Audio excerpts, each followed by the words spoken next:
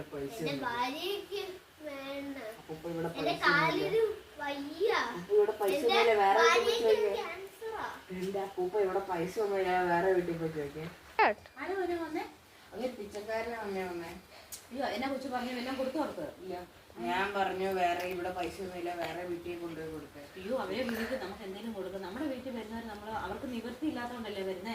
അവർക്ക് എന്തെങ്കിലും നമ്മൾ സഹായം ചെയ്യണം. കുറച്ച് അവരെ വിളിച്ച് നമുക്ക് എന്തെങ്കിലും ചെയ്യാം.